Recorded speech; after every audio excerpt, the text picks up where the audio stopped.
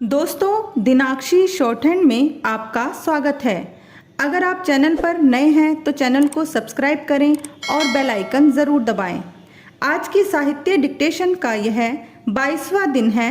लगभग 400 शब्दों की यह डिक्टेशन 80 शब्द प्रति मिनट की गति से बोली जाएगी।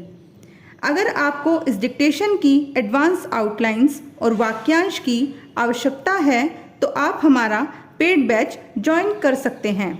हमारे पेड बैच को ज्वाइन करने के लिए आप डिस्क्रिप्शन बॉक्स में दिए गए मोबाइल नंबर पर व्हाट्सएप कर सकते हैं। तो चलिए डिक्टेशन को स्टार्ट करते हैं। डिक्टेशन 5 सेकंड बाद स्टार्ट होगी। Ready, start. अवध का किसान आंदोलन औपनिवेशिक ढांचे में सामंती उत्पीड़न का परिणाम था और दमन करने वाले तालुकेदार थे जिन्हें सरकार का प्रत्यक्ष और परोक्ष समर्थन प्राप्त था।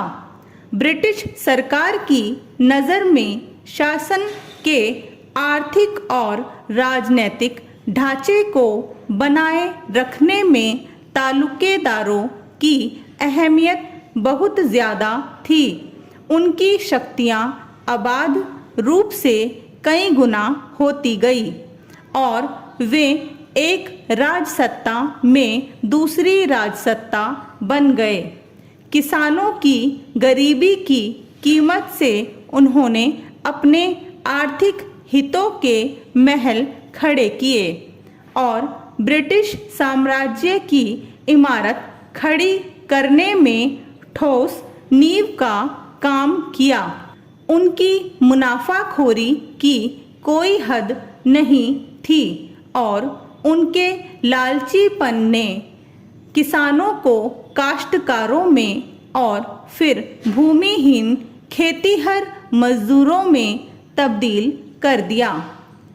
किसान तालुकेदारों की दया पर जी रहे थे और कोल्हू के बैल की तरह रहते थे।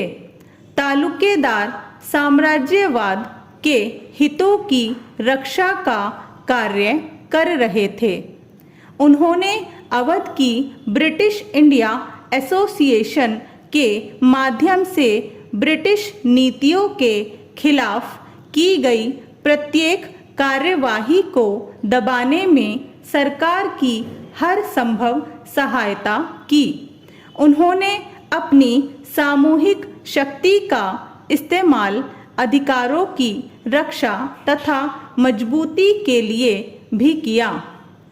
कांग्रेसी नेतृत्व के भूस्वामी समर्थक खैरों के बावजूद वे हमेशा साम्राज्यवाद को समर्थन देते रहे और सरकार की कांग्रेस विरोध अमन सभाओं में भाग लेते रहे। आर्थिक क्षेत्र में राज का हित अवध के विशाल किसान समुदाय से भू राजस्व की वसूली में था। तालुकेदार के माध्यम से सारा भू राजस्व देहातों से सरकारी खजानों में पहुंचता था। इस प्रकार अंग्रेज भूस्वामी कुलीन तंत्र के रूप में सफल रहे थे।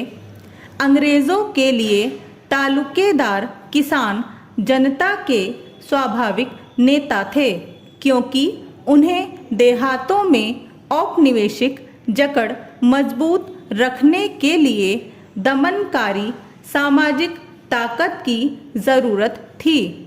अंग्रेज़ इनके माध्यम से देहातों में साम्राज्यवाद के प्रसार के लिए भूमिका तैयार करना चाहते थे, लेकिन साम्राज्यवाद की जड़ें इनसे आगे इसलिए नहीं जा सकी क्योंकि तालुकेदार इनका हित साधन तो करते थे, लेकिन वे काश्तकारी का जिस प्रकार शोषण करते थे उससे आर्थिक दरार चौड़ी ही होती गई और जिससे वर्गीय तनाव बढ़ते ही चले गए। तालुकेदारी प्रथा से ग्रामीण समाज की संगति और सहजता के बिखराव को ही बल मिला। तालुकेदार गरीब किसानों में बढ़ते असंतोष को दबाने में असफल रहे। उनके शोषण और अनाचार के तरीकों ने ग्रामीणों को क्रांति के लिए तैयार कर दिया।